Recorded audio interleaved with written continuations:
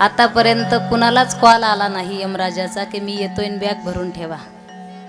तुमचा नातेवाईक जरी असला तरी तो अचानक येतो. पहिल्या दिवशी विषय झाला आपला. चाहे लाख कमा लो हीरा चांदी मोती, चाहे लाख कमा लो हीरा चांदी मोती, लेकिन कफन को जेब नहीं होती. जाताना खिशे नसतात बर का. आणि जर बाबा खिशे असते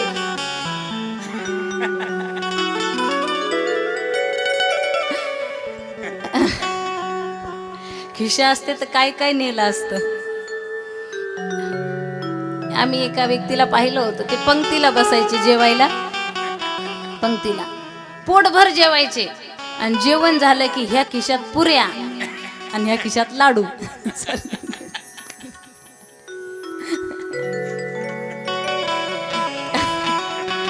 खिशामध्ये कोण काय टाकेल काही सांगताच येत नाही. जाताना खिशे नसतात. एवढं ती आवड काही गोष्टीला, म्हणजे मरायला लागला तरी संपत्ती सुटत नाही. माझे वडील सांगायचे, एक व्यक्ती पंढरपूरच्या वारीला आला, नवीनच आला. नवीन वारकऱ्याची देव परीक्षा घेतो पांडुरंग. देवाने काय केलं, हे जसं वाळवंटात आलं चंद्रभागेच्या तीरी स्नान करण्याकरता, देवाने वासुदेवाचं रूप घेतलं आणि आला त्याच्याजवळ. वासुदेवाला वासुदेवाला वासुदेवाला चिपळ्या वाजवू लागला वासुदेव. दान पावलं दान पावलं दान पावलं दान पावलं. आता हे पाटील नेमकीच आंघोळ करून बाहेर आले. ते म्हटले दान पावलं, मग काय पाहिजे वासुदेवा? वासुदेव माहिती आहे तुम्हाला? वासुदेव म्हटले पाटील काहीच नाही, फक्त रुपया द्या, 1 रुपयात सगळ्या कुळाचा उद्धार करतो. आजा पंजा हा सगळ्याचे नाव घेतो. किती किती रुपयामध्ये? 1 रुपया. आता हे दुसऱ्याच्या तिकिटाने आलं होतं वारीला. आलं तर आलं, साबण एकाची, टावेल एकाचा, सगळं दुसऱ्याच्या झेंड्यावर पंढरपूर करायला आलं. आणि इकडं हा बाबा भेटलाय वासुदेवाच्या रूपात. बाबा साक्षात भगवंत, चतुरातो शिरोमणी. लक्षातच येईना. पाटलाने सांगितलं, हे बघा वासुदेवा, मी काही 1 रुपया द्यायला घाबरत नाही, पण पैसे रूमवर ठेवले आमच्या आश्रमामध्ये, धर्मशाळेमध्ये. एक काम करा ना वासुदेवा, कुळाचा उद्धार करा तुम्ही. उद्या सकाळी आमच्या रूमवर या, मी देतो रुपया तुम्हाला. वासुदेव साधा सुद्धा होता का? हा साधा होता का? त्याने जर ठरवलं ना एखाद्याचा स्क्रो ढिल्ला करायचा आहे, लगेच मारने वाला है भगवान, बचाने वाला है भगवान. आता पाटलाला वाटलं रूमवर कशाला येईल 1 रुपयासाठी हा बाबा. निश्चिंत झाला पाटील. पंढरपूर फिरला, दरवाजा लावून मस्त झोपला त्या धर्मशाळेमध्ये. पण सकाळी सकाळी दार वाजवलं. पाटील दार उघडा. कोण आला असेल? उघडलं दार. दार उघडलं तर पाहतो तर काय, कालचा बाबा वासुदेव. पाटील दान पावलं दान पावलं, रुपया कालचा ध्यानात नाही तुमच्या. आता पाटलाला प्रश्न पडला, कालही खोटं बोललो, आता काय बोलू? पण फारच चिकट नव्हतं, मरायला तयार पण पैसे द्यायला सोडायला तयार नाही.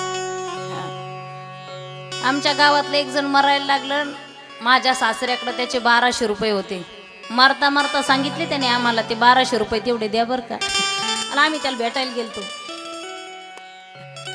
तर पाटलाला सुचेना. पाटील म्हटला, वासुदेवा काल तुम्ही लवकर आले नाही हो.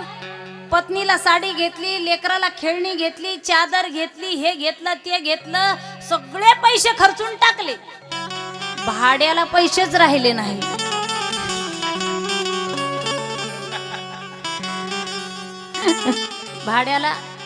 भाड्याला जायला पैसे राहिले नाही. मोकळा झाला. वासुदेवा मी बुडवणारा माणूस नाही, मी काही चिकट नाही, रुपया देऊन टाकतो. पण एक काम करा ना, परतवाडीला या ना. कुठं भेटला देव? पंढरपुरामध्ये वासुदेव. परतवाडीकडे या तुम्ही. पाटलाच्या लक्षात आलं 300 किलोमीटर कशाला इकडे येईन रुपयासाठी. पाटील गावात आला, प्रसाद वाटला, निश्चिंत फिरू लागला, अगदी मस्त एकदम गावामध्ये. 15 दिवस गेले आणि सहज गावाच्या बाहेर पाटील फिरत फिरत आला. पाटील इकडून आला आणि तिकडून वासुदेव आला. जशी दोघांची नजरावर नजर झाली, पाटील चिंगाट घरी. पत्नीला सांगितलं, हे बघ मी मरायचं नाटक करतो, तू रडायचं नाटक कर. आता मला सांगा, रडायचं नाटक करण्यासाठी कोर्स करावा लागतो का? बरे होते माय, चांगले होते ना, गावाचा विकास केला ना, कस काय गेले? चोऱ्या करून आणत होते, मंदिरात दर्शनासाठी गेले, बल्ब काढून घरी घेऊन आले, कीर्तनाला गेले, चांगल्या चपला आणत होते ना, कस काय गेले तुम्ही? ही रडू लागली, ते नाटक करू लागलं मरायचं. तेवढ्यात हा वासुदेव आला.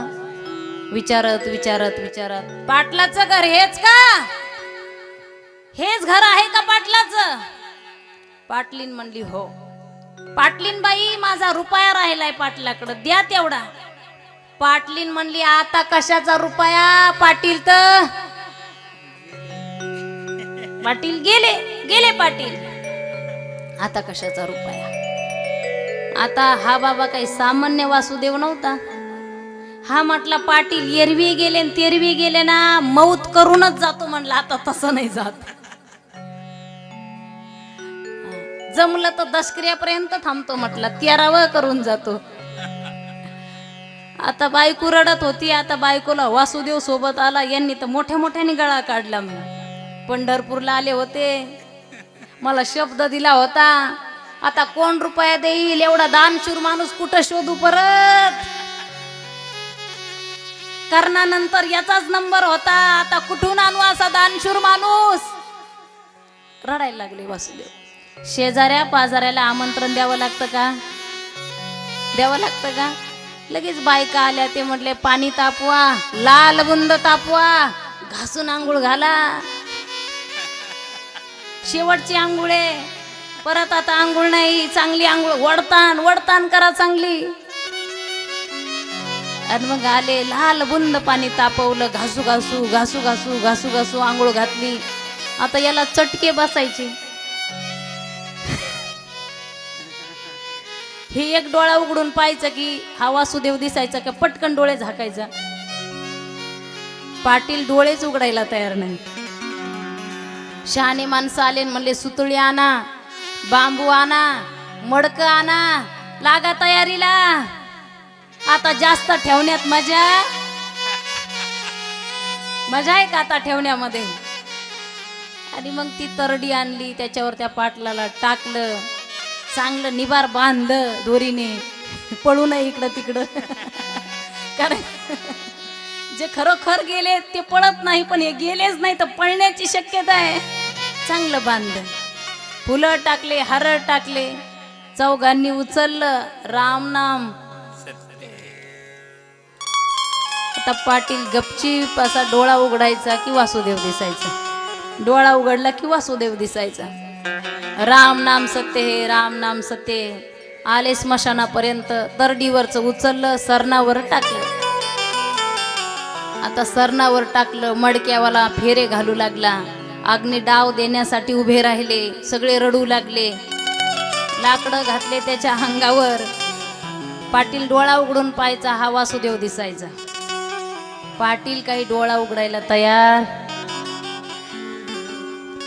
डोळा उघडला तर रुपया द्यावा लागतो ना. डोळा उघडला की रुपया द्यावा लागतो. पाटील डोळे उघडायला तयार नाही.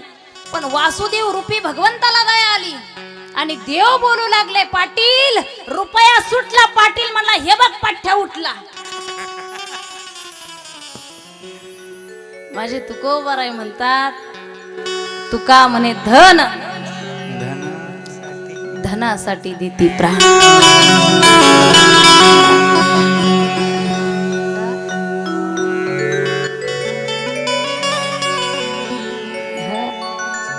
अग्नीमध्ये सुद्धा उडी टाकण्याची ताकद धनामध्ये. एखाद्याचं घर जळायला लागलं आणि त्याला जर माहिती पैशाची बॅग आतमध्ये, तर ते घर जळतंय ते पाहतच नाही, बॅग घेऊन येते. अशी परिस्थिती आहे. माणसं मरायला तयार आहे, मरायला घाबरत नाही धनासाठी. पण माझे परीक्षिती राजा म्हणतात, मी मरायला घाबरत नाही माझ्या देवासाठी, त्याच्या नामासाठी. आणि एका गंगा तटावरती माझे परीक्षिती राजा जाऊन बसले. राजा संत सेवा करणारा राजा आहे, भगवत दर्शन देणारा राजा आहे. राजा कसा असला पाहिजे? राजा ज्ञानी असला पाहिजे. राजा कसा असला पाहिजे?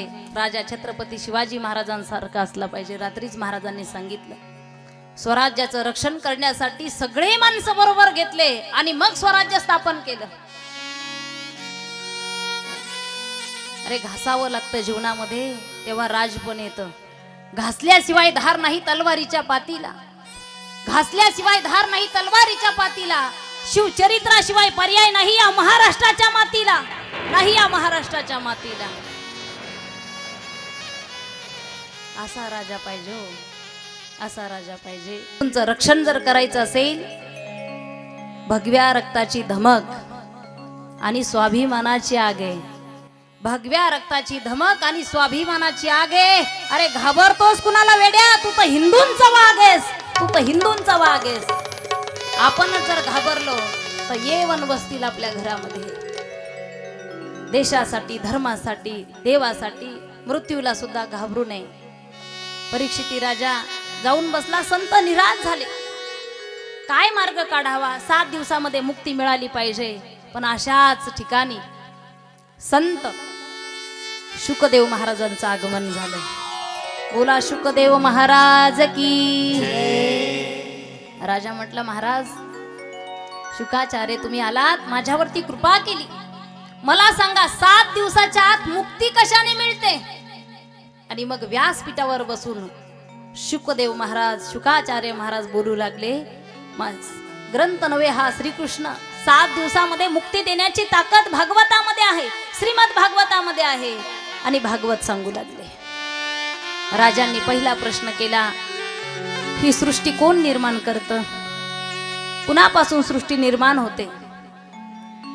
भगवंत श्रीमद भगवद्गीतेमध्ये सांगतात, ममे वंश जीवलोके जीवभूत सनातनः मम षष्टानि इंद्रियानि प्रकृतिस्थानी कर्षति. हे पान, हे फूल, हे झाड, हे मानव, हे सगळे माझ्यापासून आहे, सगळं काही मीच आहे, देव सांगतात. आणि म्हणून राजाने प्रश्न केला, सृष्टी कशी निर्माण झाली?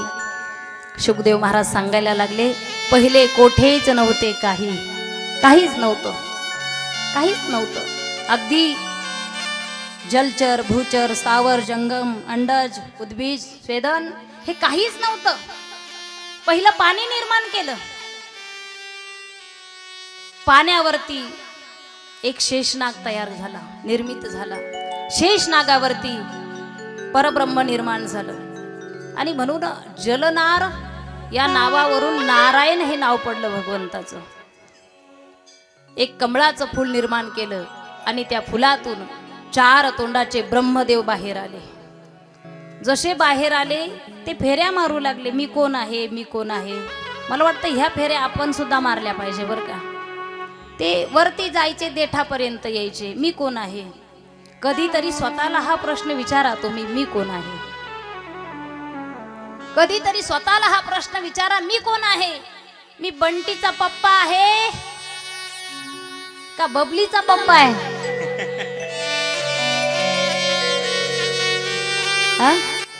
मी कुणाची आई आहे, मी कुणाची आजी आहे, मी कुणाची मावशी आहे, मी कोण आहे असा प्रश्न आपल्याला पडला पाहिजे. मी कोण आहे आणि मी आलो कशासाठी?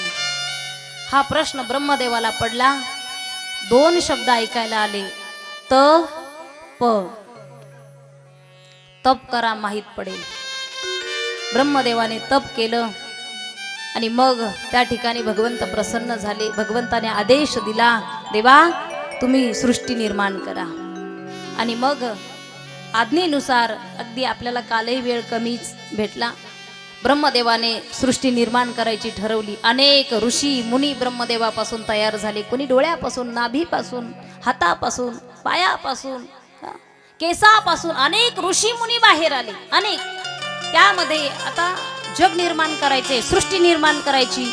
मनु आणि शतरूपा राणी यांचा जन्म झाला आणि पुढे त्यांचा विवाह झाला. त्यांच्या पोटी 3 मुली आणि 2 मुलं जन्माला आले. 2 मुलं आहेत. एक प्रियव्रत आहे आणि दुसरा उत्तानपात राजा आहे.